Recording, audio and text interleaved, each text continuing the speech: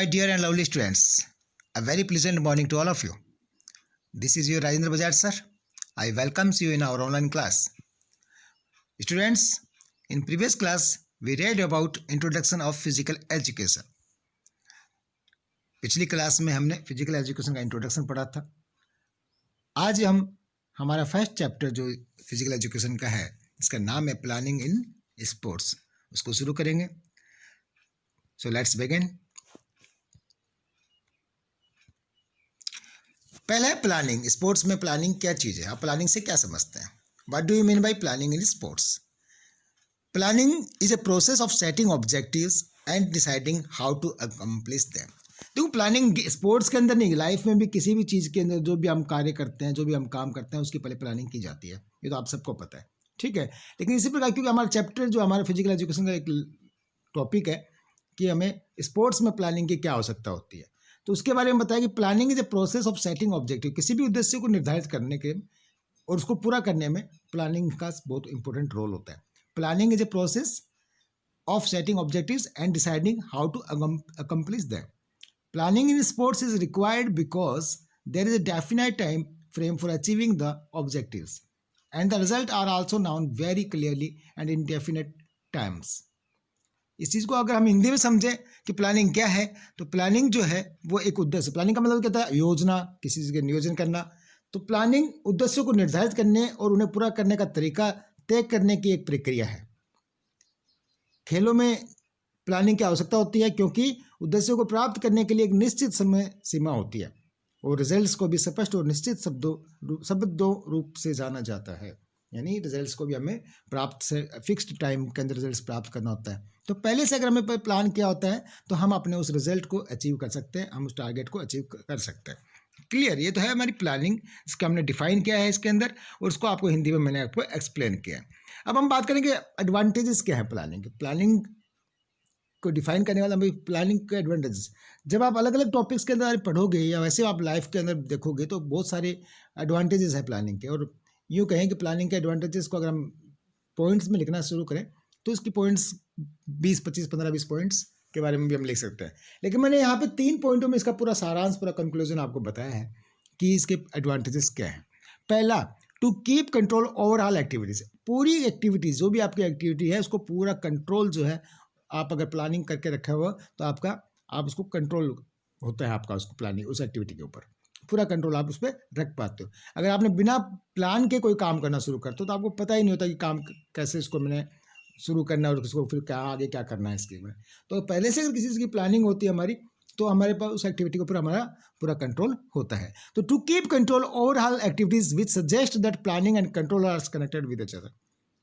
दूसरा, reduce the chance of mistakes. दूसरा क्या है कि गलतियां होने के चांस बहुत कम हो जाते हैं फिर, क्योंकि हमारी ऑलरेडी प्लान है, उस चीज़ के बारे में प्लानिंग पहले से की हुई है हमने, तो गलतियों का तो संभावना जो है वो कम हो जाती है. और तीसरा है कि हेल्प इन डिसीजन मेकिंग. और तीसरी चीज़ जो आती है, जो हमारा एडवांटेज है प्लानिंग का, वो ये क्या है कि हमें निर्णय लेने में हमारी मदद करता है प्लानिंग के अलावा, कि हमने ये काम, अभी अगला काम हमें ये करना है. क्यों, आपने कई बार देखा और सुना होगा कि जैसे प्लान ए, प्लान बी और प्लान सी होता है, कि अगर किसी कारणवश प्लान ए हमारा काम नहीं करा तो प्लान बी हमारा क्या होगा. तो उसी प्रकार से जो अगर हम जो डिसीजन लेना होता है वो तुरंत ले सकते हैं. यानी कम समय में अगर हमारा ये काम नहीं हुआ तो दूसरा काम क्या करना है, प्लान बी के तहत हम अपना डिसीजन ले सकते हैं. तो यानी प्लानिंग जो है, इसका एडवांटेज ये भी है कि हमें निर्णय लेने में ये हमारी मदद करता है. तो देयर आर 3 पॉइंट्स जो हमने एडवांटेज ऑफ प्लानिंग्स में लिखे हैं. ये नोटबुक्स में आपको मेंशन करना, लिखना है. अब अगली चीज़ हम बात करने जा रहे हैं, वो करते हैं प्लानिंग के बाद में, वो है कमिटीज़. जब हम किसी स्पोर्ट्स इवेंट को हम अगर ऑर्गेनाइज करने की मतलब सोचते हैं कि हमें कोई टूर्नामेंट ऑर्गेनाइज करना है या कोई स्पोर्ट्स इवेंट ऑर्गेनाइज करना है, कोई मीट ऑर्गेनाइज करना है, तो हम क्या करते हैं? सबसे पहले हम इस स्पोर्ट्स के बारे में प्लान करते हैं, तो उसको नाम दिया हमने प्लानिंग के बारे में. प्लानिंग करने के बाद में हम उसके बाद में क्या करते हैं? कमेटी बनाते हैं. कमेटी क्या होती है कि जो उस टूर्नामेंट को ऑर्गेनाइज करना है उसके बारे में अलग अलग कमिटीज़ का अलग अलग काम होता है, तो वो अपना काम शुरू करती हैं. तो पहले हम बात करते हैं how many types of committee, कितने प्रकार से कमेटी होती है. Explain with their responsibility. आपको जो है एक्सप्लेन करना है उनकी जिम्मेवारी या रिस्पॉन्सिबिलिटी के साथ में कि कौन सी कमेटी का क्या काम होता है. ठीक है, तो पहले हम बात करते हैं कि टाइप्स ऑफ कमेटी. कमेटी होती कितने प्रकार की. For successful organisation of the sports meet, जैसे कि मैंने आपको बताया, वैसे ही वही चीज़ इसमें लिखा हुआ है कि किसी भी ऑर्गेनाइजेशन का एक सक्सेसफुल को करने के लिए, for successful organisation of the sports meet, committees are formed under 3 heads. तीन हेड्स के नीचे कमेटी से बनती हैं। और 3 हेड्स कौन कौन से हैं? 3 प्रकार के आप कह सकते हो कि जो है, एक तो होती है आपकी pre meet committee. Pre meet committee, pre meet से मतलब है बेटा कि जो यानी गेम शुरू होने से पहले के जो काम करने वाले होते हैं, यानी आपका इवेंट शुरू नहीं हुआ, उस इवेंट के शुरू होने से पहले का, ठीक है। और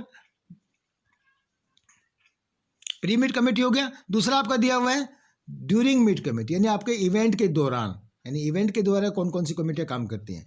पहला आपका था प्री मीट कमेटी, यानी जो इवेंट शुरू होने से पहले जो कमेटीज़ होती हैं उनका क्या क्या काम होता है, तो उसमें नाम दिया हुआ है आपको। और वो नाम क्या दिया हुआ है कि जैसे कि पब्लिसिटी, पहले आपका कोई आप अपना इवेंट ऑर्गेनाइज कर रहे हो, कोई टूर्नामेंट ऑर्गेनाइज कर रहे हो, तो उसकी आप पब्लिसिटी करोगे, बताओगे, प्रचार करोगे कि हम ये ऑर्गेनाइजेशन करने वाले हैं, हमारे स्कूल के अंदर कोई स्पोर्ट्स मीट हो रहा है या एक टूर्नामेंट ऑर्गेनाइज हो रहा है, तो उसकी क्या करोगे आप? पब्लिसिटी करोगे। तो ये किसका है? ये पब्लिसिटी कमेटी का काम होता है। तो ये उसका काम है जो गेम शुरू होने से पहले शुरू करती है। ग्राउंड एंड इक्विपमेंट, दूसरी कमेटी है जो ग्राउंड और इक्विपमेंट्स के बारे में काम करेगी, यानी उसको ग्राउंड को ऑर्गेनाइज करना है, ग्राउंड का के बारे में पूरे चीज़ों को व्यवस्थित करना है। इक्विपमेंट्स में उसका जो गेम होना है, जो टूर्नामेंट होना है, अगर वॉलीबॉल होना है तो उसका इक्विपमेंट में क्या आता है, उसके पोल है, नेट है, वॉलीबॉल है, ठीक है, उसके बारे में सामान का व्यवस्था करना, ये काम ग्राउंड एंड इक्विपमेंट कमेटी का होता है।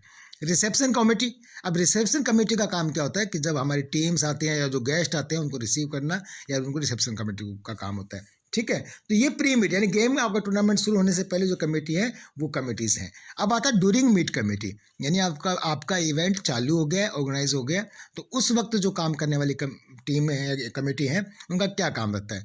दूसरी कमेटी है वो कौन सी है? ड्यूरिंग मीट कमेटी, यानी गेम के दौरान की कमेटी। इसमें आता है रिफ्रेशमेंट, जो आपके उन खिलाड़ियों का खाना या उनका जो बीच में ब्रेक के दौरान या आपका जो मैच के दौरान बीच में ब्रेक होता है, उसमें उनको चाय या ठंडा कोल्ड ड्रिंक या लेमन जूस वगैरह जो भी देना होता है, वो चीज़ देने के लिए काम जो करता है। दूसरा टीम्स को व्यवस्था करना, एक जगह से दूसरी जगह पर ले जाना, या फिर गेस्ट्स को एक जगह से दूसरी जगह ले जाना, उसको ट्रांसपोर्ट कमेटी कहते हैं।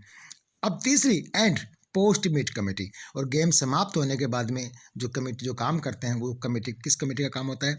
वो होता है पोस्ट मीट कमेटी। और पोस्ट मीट कमेटी कौन सी कमेटी आती है? जैसे कि लाइक अवार्ड कमेटी, जैसे कि अवार्ड कमेटी, यानी आपका गेम खत्म हो गया, इवेंट खत्म हो गया, तो सेरेमनी कौन सी होती है? अवार्ड सेरेमनी होती है, प्राइज डिस्ट्रीब्यूशन होता है। तो उसका काम जो है वो एक तीसरी अलग से कमेटी होती है, उस कमेटी का काम होता है। तो हमने क्या देखा कि 3 प्रकार की कमेटीज होती हैं। एक होती है प्री मीट कमेटी, यानी कोई भी स्पोर्ट्स को इवेंट को ऑर्गेनाइज करने से पहले की जो काम करने वाली टीमें हैं उनको हम प्री मीट कमेटी कहते हैं। जो गेम के दौरान काम करने वाली टीम है या वर्कर्स हैं या लोग हैं, तो वो जो है उसको ड्यूरिंग मीट कमेटी में आते हैं। और पोस्ट मीट कमेटी में वो एक संगठन है जो कि गेम खत्म होने के बाद में प्राइज वगैरह डिस्ट्रीब्यूशन करता है, उसको हम पोस्ट मीट कमेटीज़ कहते हैं। अब इनकी रिस्पॉन्सिबिलिटीज़ के बारे में बात करते हैं। अलग अलग कमेटी की अलग अलग रिस्पॉन्सिबिलिटी है, तो किस कमेटी की क्या रिस्पॉन्सिबिलिटी है उसके बारे में बात करते हैं। क्योंकि हमारा क्वेश्चन था कि how many types of committee, पहले हमने बात कर लिया कि 3 प्रकार की कमेटी होती है, pre meet committee, during meet committee और पोस्ट मीट कमेटी। अब हमने कहाँ बात करनी है? Explain with their responsibility. तो इस क्वेश्चन के साथ में हम चल रहे हैं। अगला जो है हमारा आ रहा है इसमें, इसकी एक हमें रिस्पॉन्सिबिलिटी करनी है। Various committees and there responsibilities, हमने टॉपिक बनाया है इसको कि various committees and there responsibilities. कौन कौन अलग अलग प्रकार की जो कमिटीज़ हैं उनकी अलग अलग प्रकार की जो रिस्पॉन्सिबिलिटी है, जो उसके बारे में बात करना है। सबसे पहले आता है कमेटी फॉर पब्लिसिटी। जैसे कि हमने बात किया था कि जैसे आपको कोई आप इवेंट ऑर्गेनाइज करोगे तो क्या है कि आप उसको आपको प्रचार करना होगा उस इवेंट का, कि तभी तो लोग प्लेयर्स आएंगे बाहर से कि हमने ये एक ऑर्गेनाइज कर रहे हैं। तो कमेटी फॉर पब्लिसिटी का क्या काम होता है? Its main duty is to advertise the sports event. इसका पहला काम होता है कि एडवर्टाइजमेंट करना उस स्पोर्ट्स इवेंट्स के बारे में। क्लियर है? तो ये आपका कमेटी फॉर पब्लिसिटी हो गया। दूसरा है ट्रांसपोर्ट कमेटी। ट्रांसपोर्ट कमेटी का क्या काम होता है? Its main responsibility is to make necessary arrangement for transportation, यानी यातायात के उन साधनों का अपना अवेलेबल करवाना, जो टीम आए या कोई गेस्ट आए, जो भी आए उनके लिए पूरा यातायात के साधन को अवेलेबल करवाना इनका काम होता है ट्रांसपोर्ट कमेटी का। ग्राउंड्स एंड इक्विपमेंट कमेटी का क्या काम होता है? This committee is responsible This committee is responsible for making the grounds or laying out the track and field. इस कमेटी का काम होता है कि जो जिम्मेवार होते हैं ग्राउंड्स एंड इक्विपमेंट कमेटी के, ग्राउंड को तैयार करना, ट्रैक वगैरह, फील्ड वगैरह जो भी है उनको पूरा तैयार करना, उनको ग्राउंड बनाना, ठीक है, और उनके बारे में जो भी इक्विपमेंट्स उस गेम के चाहिए होते हैं, जो भी इवेंट है, क्रिकेट है तो क्रिकेट का सामान, वॉलीबॉल तो वॉलीबॉल का सामान, या अदर कोई इवेंट है, एथलेटिक्स है तो उसके सभी गेम्स के इवेंट्स के जो सामान लगने वाले हैं उन सभी सामान को अवेलेबल करवाना इनका काम होता है। अब अगला बात करें हम अगर, तो वो है refreshment and entertainment committee. Refreshment and entertainment committee का क्या काम होता है? This committee takes the charge of supplying refreshments and drinks to the guest. यानी जो बीच गेम के अंदर अगर टीम का ब्रेक हुआ है, स्पोर्ट्स इवेंट के दौरान टीम का ब्रेक हुआ, तो वहाँ पे वो रिफ्रेशमेंट पहुँचे ना, या गेम चलते हुए के जो बीच में गेस्ट बैठे हुए हैं उनके लिए चाय पानी वगैरह का जो जिम्मेवारी होती है, वो रिफ्रेशमेंट क्या होता है, ठीक है। तो इनका क्या, supplying refreshment and drinks to the guest, official competitors extractor, सबको आगे ना, यानी गेस्ट को भी आप जो है इवेंट के दौरान ड्रिंक्स वगैरह देना है, ऑफिशियल्स जो वहाँ पे बैठे हुए स्टाफ उनको देना है, और जो खिलाड़ी हैं उनको भी प्रोवाइड करवाना है, वो सारी चीज़ें, रिफ्रेशमेंट्स वगैरह, ड्रिंक्स वगैरह, कोल्ड ड्रिंक्स वगैरह। अब आता है रिसेप्शन कमेटी। अगली जो कमेटी उसका नाम क्या है? Reception committee. रिसेप्शन कमेटी का है, the member of this committee are responsible to welcome the chief guest at the opening and closing ceremonies. इस कमेटी का काम होता है कि जब हमारे चीफ गेस्ट वगैरह, जो गेस्ट वगैरह आए, तो उनका रिसेप्शन करना और उनको मतलब उनका देख रेख करना, सारी चीज़ें उनके बारे में बताने का। ओपनिंग सेरेमनी होती है उसमें या क्लोजिंग सेरेमनी होती है, उन दोनों में उनकी जिम्मेवारी होती है उनको रिसेप्शन करना। अगला हमारा है committee on entries and programmes. Entries and programmes का अंदर मतलब होता है कि एक कमेटी होती है, जो प्लेयर्स आते हैं, आपको पता है, आपने कभी इवेंट्स में, आप कई बार स्पोर्ट्स में स्कूल की तरफ से गए होंगे, तो फॉर्म्स वगैरह भरना होता है, उसको एक ऑर्गेनाइजेशन होता है कि आपने फॉर्म भरना है, कितने प्लेयर आए हैं, कैसे करना है, वो सारा जो ऑफिशियल काम्स हैं वो इनका जिम्मेवारी होती है। This committee send their entry forms, ठीक है, जो आप टीम आती है उसके एंट्री फॉर्म्स वगैरह भरना है, इनका काम होता है, टू द वेरियस इंस्टीट्यूशन, जो अलग अलग जगह से आती हैं। It also arranges seat for guests and spectators. It sometimes also prepare fixtures of team participating in the competition.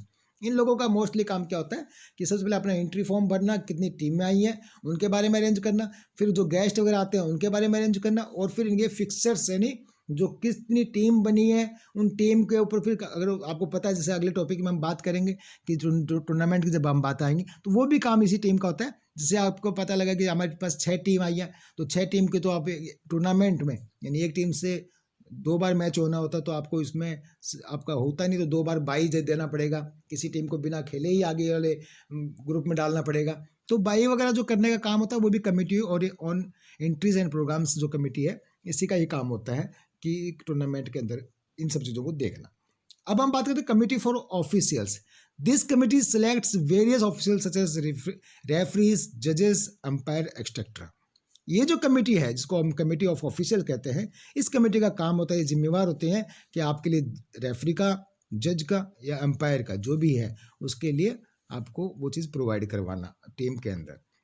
Announcement committee एक होती है, तो अनाउंसमेंट कमेटी है जो आपके पूरे प्रोग्राम के बारे में अनाउंसमेंट करती है। This committee is responsible for making all the announcements during the period of sports events. आप इसको कमेटी का वो भी है, या बीच बीच में जो अनाउंसमेंट करना है वो है, वो सारा काम जो है अनाउंसमेंट कमेटी का होता है। एंड लास्ट कमेटी जो है वो है first aid committee. First aid committee का काम होता है कि टूर्नामेंट के द्वारा अगर किसी प्लेयर को चोट लग जाए, तो फर्स्ट एड कमेटी उसको अपना फर्स्ट एड प्रोवाइड करवाती है। This committee provides first aid to the victim और अफेक्टेड स्पोर्ट्समैन ऑब्लिक एथलीट। तो माय डियर स्टूडेंट्स, ये आपको आज हमें कई टॉपिक था जिसके बारे में हमने पढ़ा कि सबसे पहले हमने स्टार्ट किया इसको कि प्लानिंग क्या होता है। प्लानिंग के बाद में हमने देखा कि इसका एडवांटेजेस क्या हैं प्लानिंग के, और फिर हमने बात की कमेटी के बारे में कि कमेटी कितनी होती है, किस प्रकार की होती है, और उनकी जिम्मेवारियाँ क्या क्या होती है। इन सब चीज़ों को आप अपने नोट्स बनाएंगे। आई होप जब कि आपको ये सब चीज़ें जो मैंने बताई हैं ये समझ में आया होगा। नेक्स्ट वीडियो के अंदर हम टूर्नामेंट और फिक्सर्स के बारे में बात करेंगे। तो अगर आपको समझ में आया हो वीडियो, तो कमेंट्स में ज़रूर बताएं। Thank you and have a nice day.